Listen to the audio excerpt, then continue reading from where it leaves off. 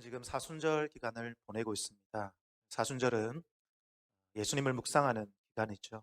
예수님의 십자가, 예수님께서 못 박힌 그 손과 발, 흘리신 그 보혈, 이 사순절 기간 동안 우리는 예수님을 생각하고 예수님을 바라보고 예수님을 묵상하는 것입니다.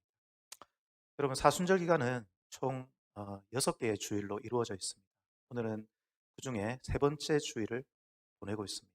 그래서 오늘은 사순절을 보내면서 우리가 당하는 고난과 또 예수님이 당하신 고난, 그리고 하나님의 사랑에 대해서 여러분과 나누고 싶습니다. 오늘 설교 제목은 하나님의 사랑 변치 않는다. 저를 한번 따라하겠습니다. 하나님의 사랑 변치 않는다. 옆에 있는 분에게 한번 웃으면서 고백해 주시기 바랍니다. 하나님의 사랑 변치 않습니다. 믿으십니까? 하나님의 사랑만 바라보십시오. 오늘 시편 22편 표제어를 한번 보시겠습니까? 표제어를 보시면 다윗의 시라고 되어 있고 인도자를 따라 아엘렛 샤할에 맞춘 노래라고 되어 있습니다. 여기 아헬렛 샤할이라고 하는 말은 앞부분 아헬렛이라고 하는 말은 암사슴이라는 뜻이에요. 암사슴. 그리고 뒤에 있는 샤할이라고 하는 말은 새벽이라는 뜻입니다. 그래서 이 아헬렛 샤할이라고 하는 말은 새벽 암사슴이라는 뜻이에요. 유대인들은 자신의 신앙 고백을 그들의 민요 가락에 맞추어서 노래를 할 때가 있었습니다. 그래서 오늘 말씀은 새벽 암사슴이라는 민요 가락에 맞추어서 자신의 신앙을 고백하고 노래했다라는 뜻이에요. 그렇다면 새벽 암사슴의 곡조, 새벽 암사슴이라는 가락은 어떤 곡조일까요? 빠르고 경쾌하고 신나는 곡조일까요? 아니면 느리고 슬픈 그런 곡조를 가지고 있을까요? 여러분, 암사슴인데 왜 새벽 암사슴일까요? 사진을 한번 보여주시기 바랍니다. 여러분, 암사슴은 일반적으로 우한 자태를 가진 아주 사랑스러운 동물입니다. 그런데 겁이 많죠. 왜냐하면 힘이 없기 때문에 싸움을 잘 못해요. 수사슴처럼 멋진 뿔이 없죠. 그래서 힘이 없고 연약한 동물입니다. 그래서 저 커다란 눈망울을 껌뻑거리면서 숲을 사이에 숨어 있죠. 무서운 맹수가 나타나면 달아나기 일쑤입니다.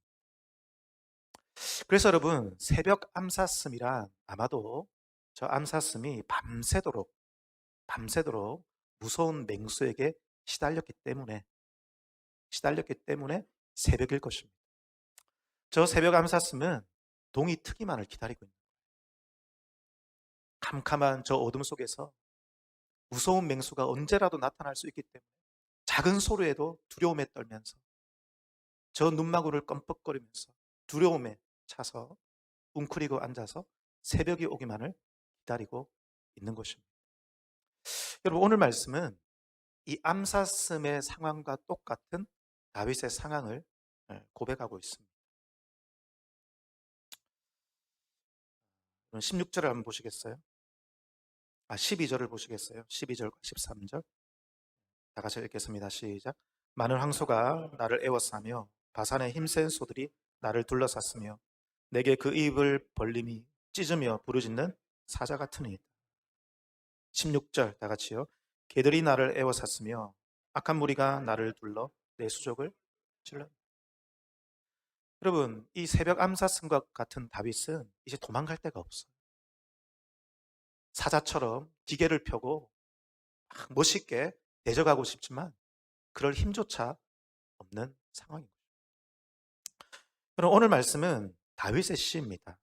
그럼 다윗은 예수님께서 이 땅에 오시기 전 1000년 전에 실존했던 인물입니다.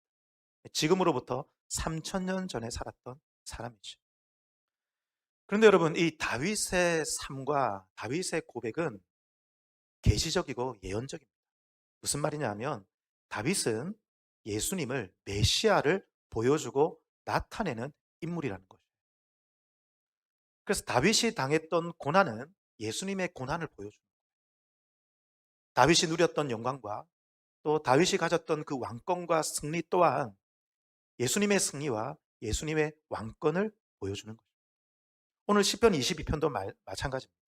오늘 시편 22편도 예언적인 시, 예언적인 시, 메시아의 고난을 예언하고 있습니다. 여러분 1절을 한번 보시겠습니까? 1절을 보면 여러분이 잘 아는 말씀이 나오죠. 내 하나님이여, 내 하나님이여, 어찌 나를 버리셨나이까? 여러분이 이 말씀이 어디에 나옵니까? 예수님께서 십자가 위에서 하신 7가지 말씀, 가상 7원 중에 한 말씀. 무슨 말입니까? 지금 다윗과 예수님이 연결되어 있다는 거죠. 다윗의 고난이 예수님의 고난이 되었다는 것이죠. 그래서 다윗의 삶은 계시적으로 예수님을 보여주는 것입니다. 또한 여러분, 다윗의 삶은 계시적으로 우리의 삶을 보여줍니다. 우리는 다윗을 보면서 우리의 삶을 또한 발견하게 되죠. 그래서 여러분 요약해 본다면 다윗과 예수님과 오늘날 살아가는 우리들은 계시적으로 다 연결되어 있다.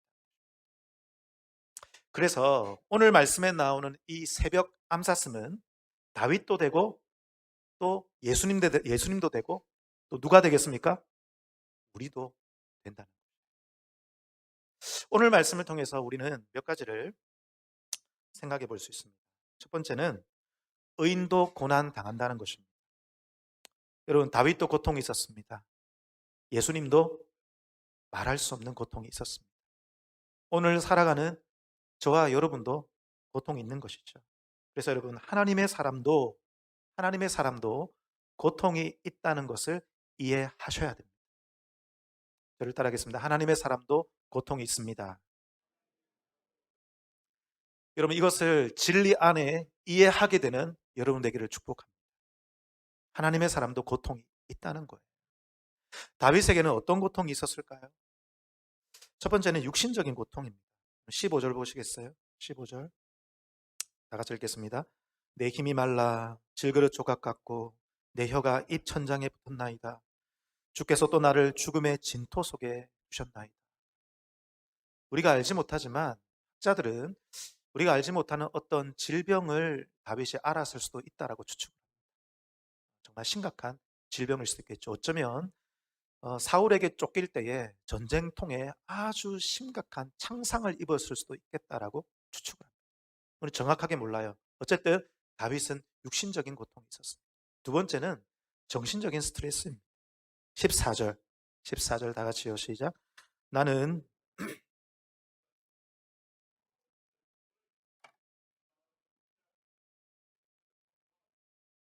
여러분 정신적인 스트레스가 심하면 몸이 말을 듣지 않습니다. 마음이 무너지고 몸까지 고통이 오는 것이죠.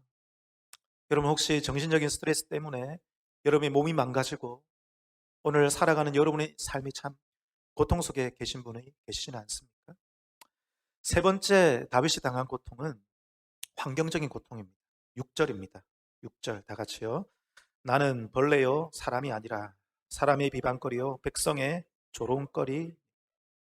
다윗은 사람들에게 벌레 취급을 받습니다. 사람 취급을 받지 못합니다. 비방을 받습니다. 조롱을 받고 있습니다. 주변의 사람들이 다윗을 비난합니다. 네가 문제라고 공격합니다. 이 엄청난 공격 속에 다윗은 숨을 쉴 수가 없습니다. 죽고 싶은 심정인 것입니다.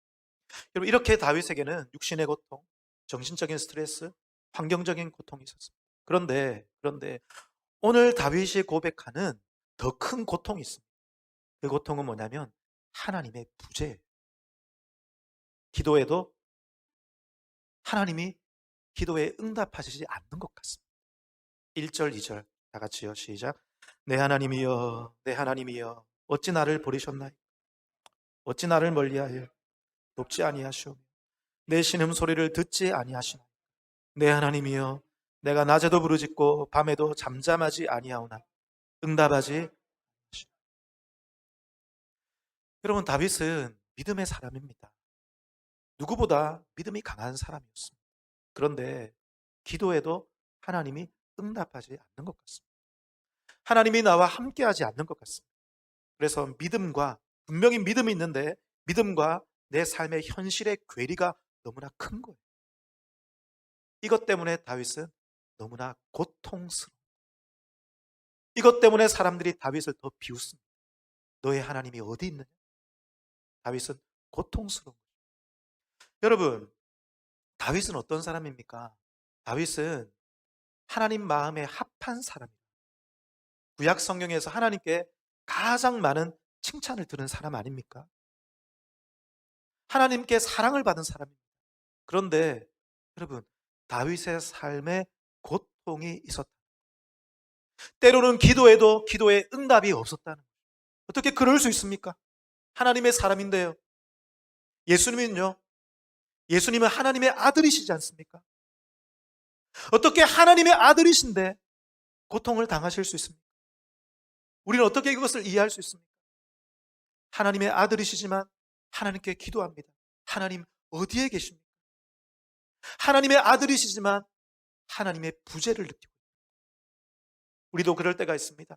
분명히 믿음이 있고 하나님을 사랑하고 하나님을 예배하는 사람이고 하나님을 경외하고 하나님을 위해 살고 싶고 하나님의 영광을 위해서 살고 싶은데 때로는 하나님이 느껴지지 않습니다. 때로는 기도해도 기도의 응답이 없는 것처럼 느껴져요. 하나님, 나의 질병을 고쳐주옵소서. 그렇게 기도했음에도 불구하고 하나님이 내 기도, 내 일 질병을 고쳐주지 않는 것 같습니다. 저도 그럴 때가 많습니다. 물론 기도에 응답할 때도 많이 있었지만 기도함에도 불구하고 기도에 응답이 없고 오히려 정말 기적처럼 기도와 반대로 될 때가 많이 있는 거예요. 그럼 그럴 때 우리는 하나님께 질문합니다. 하나님, 왜입니까? 왜 그렇습니까? 고난의 이유가 무엇입니까? 이 고통의 이유가 무엇입니까? 하나님께 질문하고 있습니다. 그러나 여러분, 하나님의 사람에게도 고통이 있다는 것을 이해하게 되기를 축복합니다. 저를 한번 따라하겠습니다. 고난의 이유를 묻지 말자. 무엇을 묻지 말자? 할렐루야. 옆에 있는 분에게 한번 격려해 주십시오. 고난의 이유를 묻지 마세요. 여러분, 우리는 고난을 당하면, 고통을 당하면 이유를 자꾸 찾습니다. 그런데 그 이유를 찾다 보면 내가 내린 결론이 하나님의 뜻과 달라요. 우리는 고난의 이유를 알 수 없습니다. 우리가 어떻게 알 수 있습니까? 여러 가지 시험을 당합니다. 제가 수요 기도회 때도 여러 번 말씀드렸지만 그 시험이 하나님께로부터 온 것인지 마귀가 준 것인지 내가 잘못해서 시험 당하는 것인지 잘 이해할 수 없습니다. 그런데 그 시험의 원인과 그 고통의 이유를 알려고 하다가 우리의 신앙이 왜곡돼 버려요. 왜곡돼 버려요. 우리는 이렇게 생각합니다. 저 사람이 고통을 당하는 이유는 저 사람이 뭔가 하나님 앞에 잘못했기 때문에, 저 사람의 자녀가 잘 되지 못한 이유는 저 사람이 평소에 예배 생활을 게을리했기 때문에, 저 사람의 신앙에 문제가 있기 때문이야, 저 사람에게 무슨 죄가 있기 때문이야 라고 왜곡된 신앙을 가지는 거예요. 여러분, 그런 것이 아닙니다. 여러분, 건물이 무너졌다면 우리는 원인을 찾습니다. 그렇죠? 부실공사 때문이라든지 그런 원인을 찾아요. 그러나 여러분, 우리의 삶에 일어나는 이 고난은 이유를 알 수 없습니다. 원인을 찾을 수가 없어요.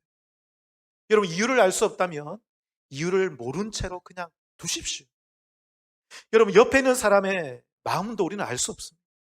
심지어 남편과 아내의 마음속에 뭐가 있는지 정확하게 알 수 없어요. 그런데 우리가 어떻게 하나님의 속사정을 알 수 있겠습니까? 하나님을 알 수 없어요. 때로는 하나님께서 그 고난의 이유를 알려주셔도 우리가 이해를 못해요. 우리의 방정식으로는, 우리의 생각으로는 하나님의 방법을 이해할 수 없다는 거예요. 그러므로 고난의 이유를 알려고 하지 말아야 된다는 거예요. 고난의 이유를 우리는 알 수 없습니다. 그냥 그대로 두십시오. 여러분, 욥이 그러했습니다. 욥은 고난의 이유를 알 수 없었습니다. 여러분, 욥은 하루아침에 모든 것이 무너졌습니다. 제가 수요일에 말씀드린 적이 있습니다. 그럼 강도떼가 와서 모든 것을 다 빼앗아 가버렸습니다. 돌풍이 불어서 집이 무너졌습니다. 자녀들이 죽었습니다. 여러분, 자녀가 고통당하고 있으면 우리가 얼마나 마음이 힘듭니까? 자녀가 죽었습니다. 몸에 몹쓸 병이 찾아왔습니다. 사랑하는 아내가 나를 저주하면서 떠나가 버렸습니다. 욥은 혼자가 되었습니다. 여러분, 욥은 이 고난의 이유를 도저히 알 수가 없었습니다. 그래서 고통스러웠어요. 하나님, 도대체 왜입니까? 왜 이 고난이 나에게 온 것입니까? 너무나 고통스러운 거예요. 욥기를 보면 욥의 친구들이 와서 욥에게 여러 가지 권면의 말을 줍니다. 근데 여러분, 욥의 친구들이 주는 권면은 다 인간적인 생각이에요. 욥, 네가 이렇게 고난을 당하는 이유는 네가 하나님을 경외하지 못했기 때문이야. 네가 이렇게 고통스러운 이유는 네 예배가 부족했기 때문이야. 그러니까 더 하나님을 예배해. 더 하나님을 경외해. 너희 죄를 회개해. 내 시작은 미약할지라도 네 나중은 창대할 것이라고 말합니다. 그러나 여러분, 이것은 인간적인 생각이에요. 여러분, 욥이 고난을 당하는 이유는 신앙이 부족해서 고난을 당하는 것이 아닙니다. 반대입니다. 욥이 고난을 당하는 이유는 그가 하나님을 경외했기 때문에, 그가 하나님을 잘 믿었기 때문이에요. 그가 하나님을 사랑했기 때문에 그에게 고난이 온 것입니다. 사탄은 이 욥을 시기합니다. 그래서 하나님께 찾아가서 하나님과 욥 사이를 갈라놓으려고 하죠. 사탄이 이렇게 말합니다. 하나님 당신이 이 욥에게 복을 주셨기 때문에 저 욥이 하나님을 사랑하는 것 아닙니까? 하나님을 예배하는 것 아닙니까? 저 욥이 하나님을 예배하고 사랑하는 이유는 하나님 당신이 욥에게 주신 복 때문입니다. 건강 때문이고 물질 때문이고 자녀들 잘 되고 그것 때문에 이 욥이 하나님을 예배하는 것이니 하나님, 이 욥에게서 당신이 준 복을 빼앗아가 보십시오. 그러면 반드시 욥의 믿음이 가짜라는 것이 드러날 것입니다. 그런데 여러분, 하나님은 마귀의 말을 믿지 않습니다. 하나님은 아닐걸?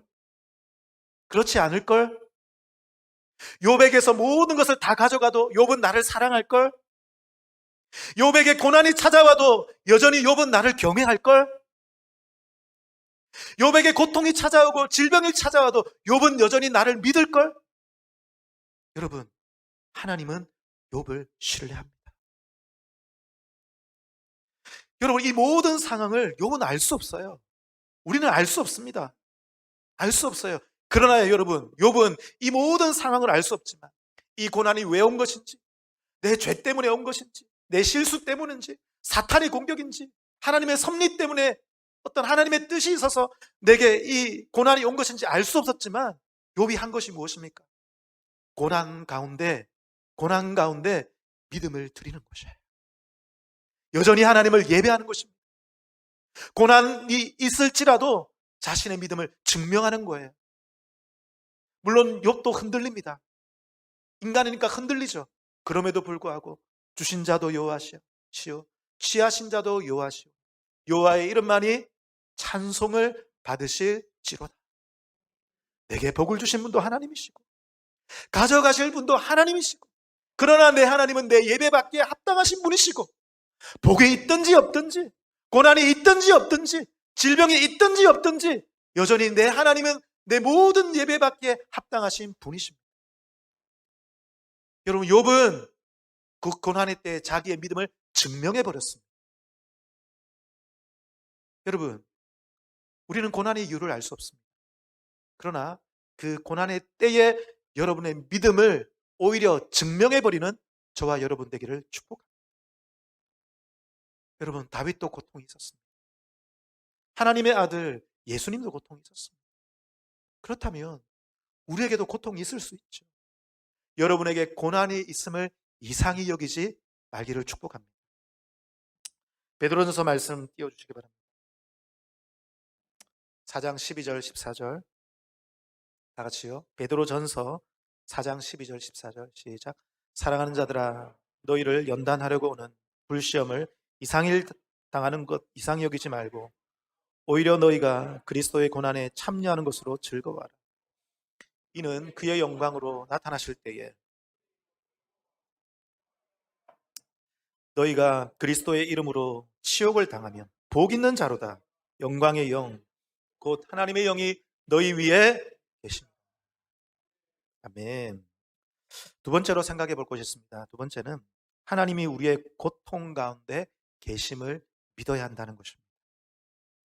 저를 따르겠습니다. 하나님이 내 고통 가운데 계심을 믿습니다.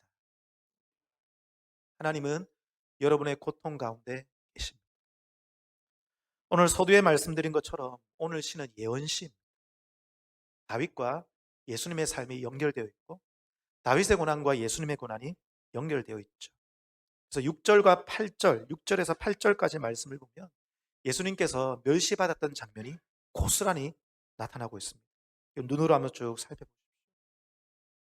8절, 그가 여호와께 의탁하니 구원하실 걸, 그를 기뻐하시니 건지실 걸. 예수님께서 십자가에 못 박혀 있을 때 사람들이 조롱하지 않습니까? 저가 하나님을 찾으니 하나님이 저를 건져주실 것이다. 네가 하나님의 아들이라면 십자가에서 내려오라. 다윗이 받았던 고난과 예수님이 받았던 고난이 일치하는 것이에요. 16절에서 18절까지 말씀을 보면 예수님께서 십자가에 박히는 장면이 고스란히 나타납니다. 그리고 군병들이 예수님의 옷을 제비 뽑아 나누어 가졌던 그 장면이 고스란히 나타나죠. 16절 하반절에 내 수족을 찔렀나이, 18절에 내 겉옷을 나누며 속옷을 제비 뽑나이. 여러분, 이렇게 다윗의 삶과 예수님의 삶을 연결되어 있습니다. 여러분, 이것을 바꾸어 말하면 예수님은 다윗이 받았던 고난을 이해한다는 것입니다. 왜 이해합니까? 똑같은 고난을 받았거든요. 여러분, 이해가 되세요? 역으로 생각해 보면 예수님은 인간 다윗의 고난과 똑같은 고난을 받았기 때문에 인간 다윗의 고난을 이해한다는 거예요. 마찬가지입니다. 마찬가지입니다. 예수님은 우리와 똑같은 고통을 받으셨어요. 그래서 예수님께서는 우리의 고통과 고난을 이해하세요.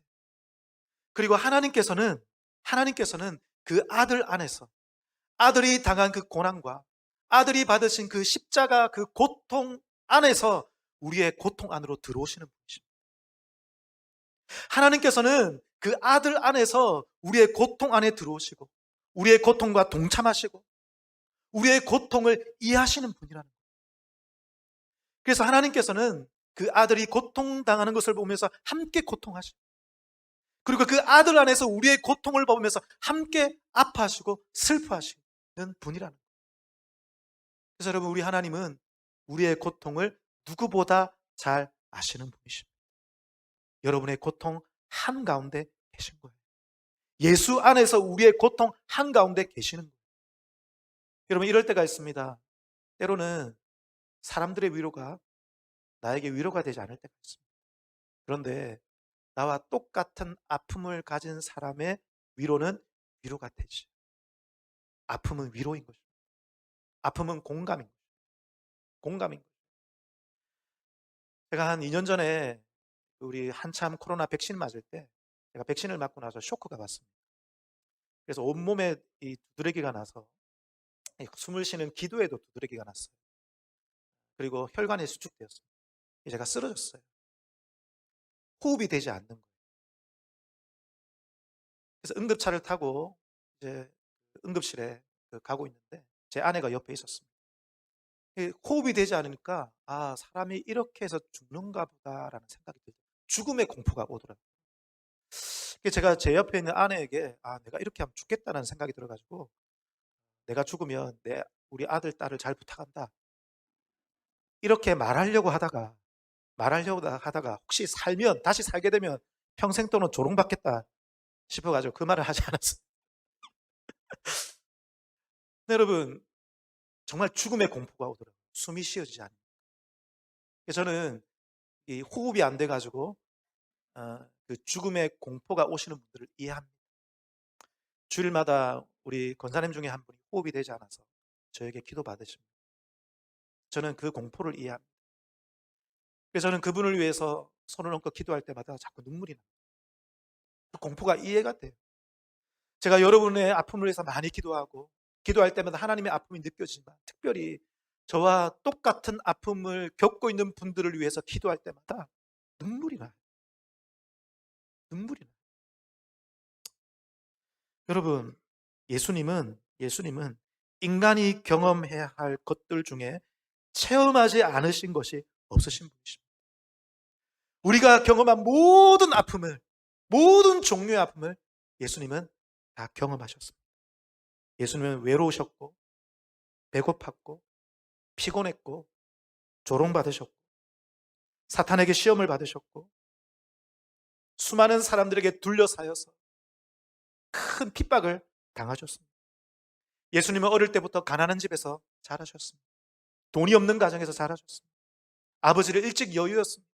소년 가장이었습니다.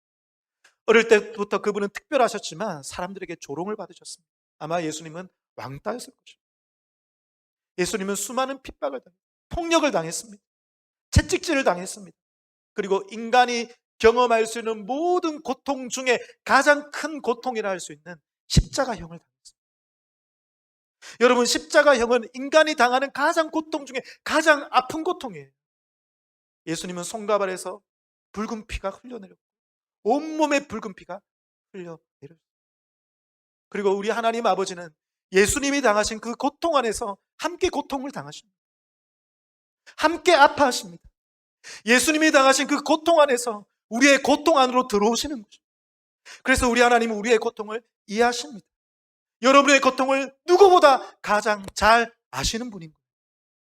여러분, 이러한 우리 하나님의 진한 사랑이 여러분의 상처와 아픔을 덮어버립니다. 여러분의 상처와 아픔과 고통이 아무리 크고 아무리 깊다 할지라도 우리 하나님의 진한 십자가 사랑이 여러분의 상처와 아픔을 다 덮어버리고 다 치유해버린다는 것을 여러분 믿으시기 바랍니다. 우리의 하나님의 사랑만이 우리를 위로하고, 우리 하나님의 사랑만이 우리를 살리고, 우리 하나님의 사랑만이 우리를 치유한다는 것이죠. 저는 이번 주간에 자꾸 찬양이 생각이 났어요. 찬양 가사를 한번 띄워주시겠습니까? 이 찬양이 계속 생각이 나서 이 설교를 준비해 주셨습니다. 이 찬양을 지은 분은 하나님의 치유가 무엇인지 이해하는 분입니다.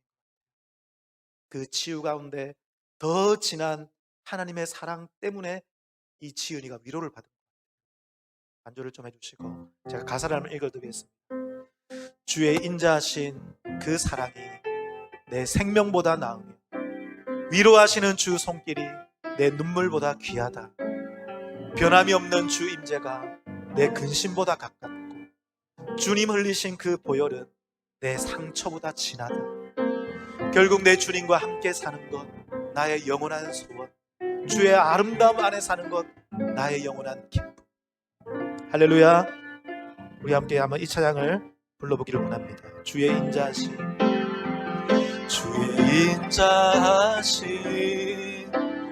그 사랑이 내 생명보다 나으며 위로하시는 주 손길은 내 눈물보다 귀하다. 변함이 없는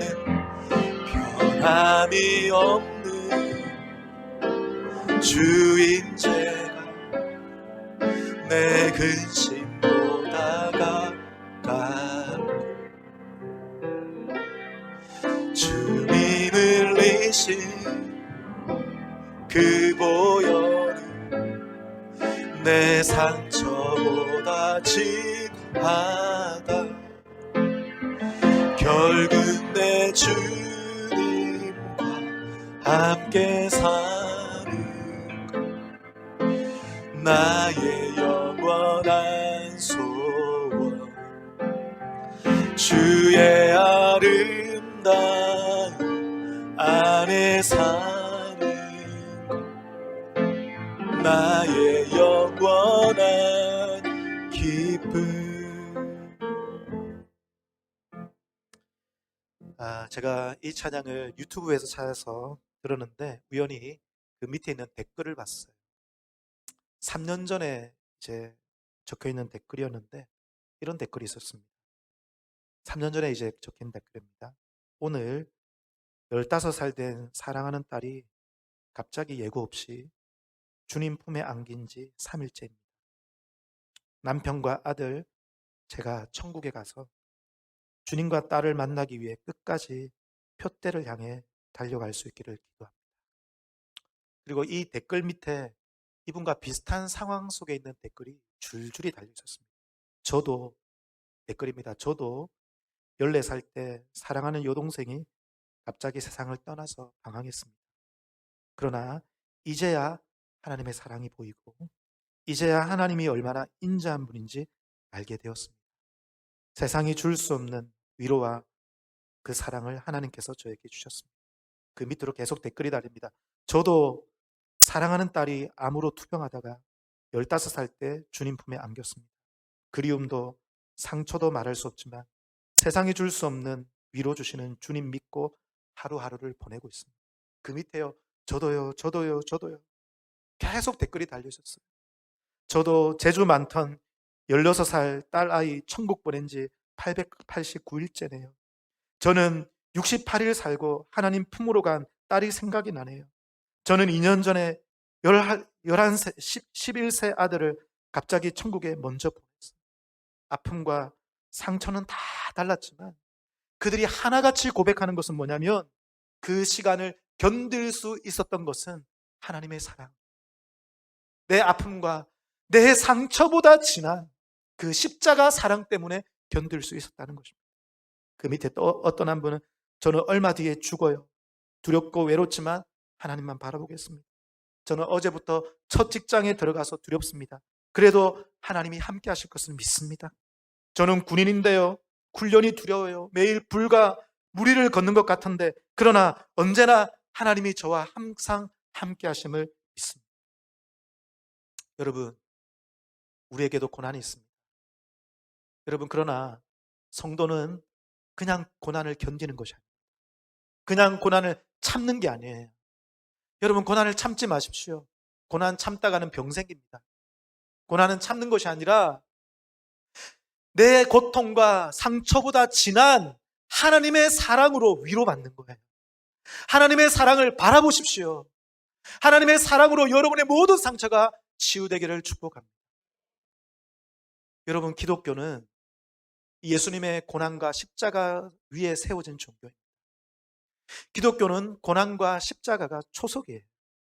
여러분, 하나님도 고통당하셨고 하나님 아들 예수님도 고통당하셨지 않습니까? 그런데 우리는 항상 평탄한 삶을 꿈꾸는 거예요. 그냥 내 삶에 만사 형통하기를 바라고 그냥 평탄대로가 되기를 바라는 것입니다. 여러분, 그것은 기독교 신앙이 아닙니다. 기독교 신앙은 주님과 함께 고난받을 수 있는 것입니다. 그러나 주님의 그 사랑을 인하여 고난을 이기는 것입니다. 고통을 이기는 것입니다. 그리하여 주님과 함께 살아가는 것, 그것이 우리 기독교 신앙인 줄 믿으시기 바랍니다. 시간이 많이 가서 세 번째 말씀은 여러분 제가 오늘 칼럼에 남겼는데 그 말씀을 보시기 바랍니다. 마지막으로 영상을 보고 함께 기도하는 시간을 갖고 싶습니다. 이 영상은 EBS에서 만든 영상인데 학생들이 학교에서 모의고사를 칩니다.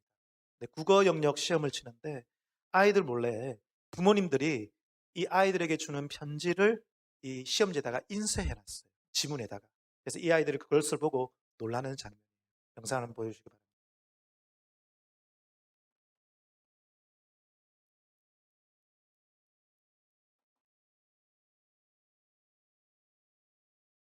지금부터 시험을 시작을 하겠습니다. 자, 넘겨 시작! 끝까지 1번부터 45까지 실선발 주시기 바랍니다.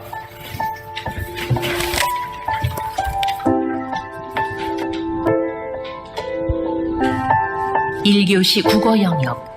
정답을 채워야 하는 빈칸 앞에서 늘 숨이 막힙니다.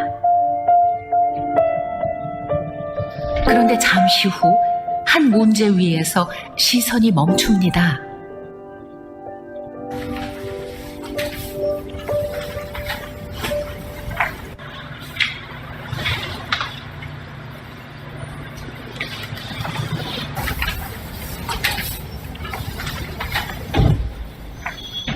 시험지에 무슨 일이 일어난 걸까요?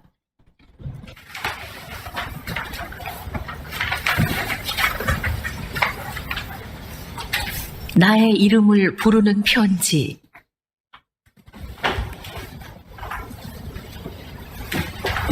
엄마 아빠가 시험지로 응원의 편지를 보냈습니다.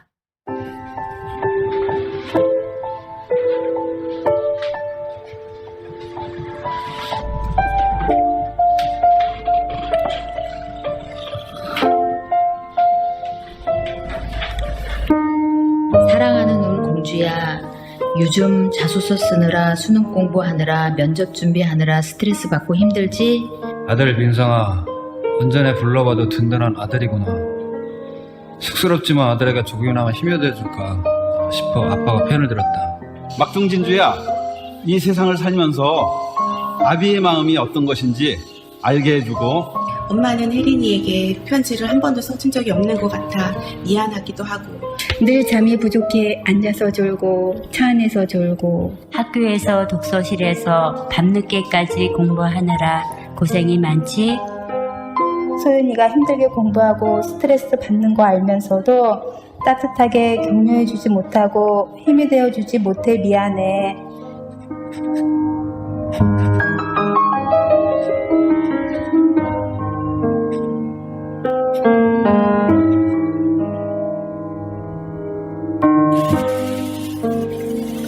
부모님의 편지 한 통 한 통이 시험지에 찍혔습니다. 세상에 단 하나밖에 없는 시험 문제가 되었습니다.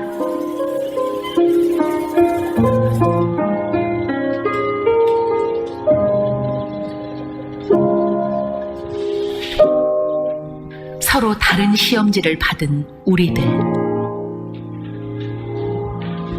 결과가 어떻게 나오든 수능 점수가 어떻게 나오든 뭐 학교가 어떻게 되든 그런 건 엄마 개의치 않아.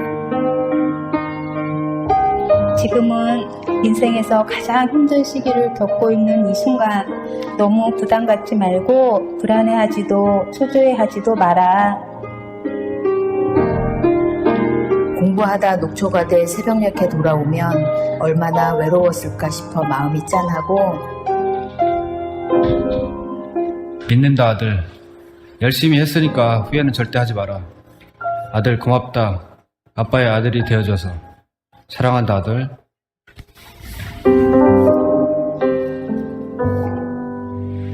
하나님 사랑 변치 않는다. 하나님 사랑 변치 않는다.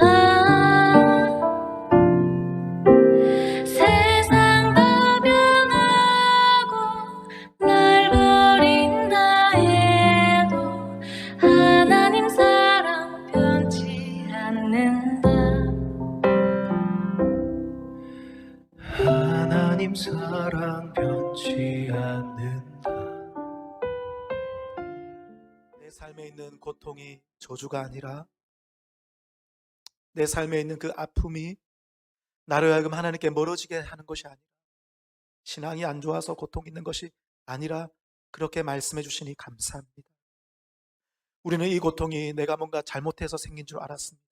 그러나 욥도 신앙이 좋아서 고난을 받았고 욥도 하나님을 증명하고자 그 고난 가운데 하나님을 증명하고자 그 고난을 받았음을 기억합니다. 우리도 하나님의 사람에게 고난이 있다는 것을 이해하고 고난의 순간에 하나님을 원망하는 것이 아니라 하나님을 향한 내 믿음을 증명하고 여전히 하나님은 모든 예배받고 우리의 사랑받기에 합당하신 분이심을 세상에 드러내는 주의 백성 되게 해 주옵소서. 그 고난의 한가운데 주님이 함께 하심을 감사합니다. 예수님이 당하신 그 고통 안에서 우리의 고통에 찾아오신 하나님, 그 하나님의 진한 사랑이 나의 모든 아픔과 상처를 치유하게 하여 주옵시고 이제는 나의 한탄이 인간적인 한탄이 아니라 주님을 향한 신뢰의 한탄이 되어 한숨이 되어 주님을 신뢰하면서 내 모든 문제를 맡기고 나를 창조하시고 나보다 나를 더 잘하시고 나보다 나를 더 사랑하시고 하나님은 항상 오르신 분이심을 믿으면서 나의 모든 문제를 맡기는 주의 백성 되게 해 주옵소서. 그럴 때에 우리 하나님께서 반드시 응답해 주실 줄 믿습니다. 때로는 내 방법과 내 때와 다를지라도 우리 하나님은 반드시 응답해 주실 줄 믿습니다. 그리하여 슬피 울던 그 암사슴이 하박국에 나오는 그 암사슴처럼 높은 곳에 뛰어다니는 암사슴이 되게 해 주옵소서. 살아계신 예수님의 이름으로 기도합니다.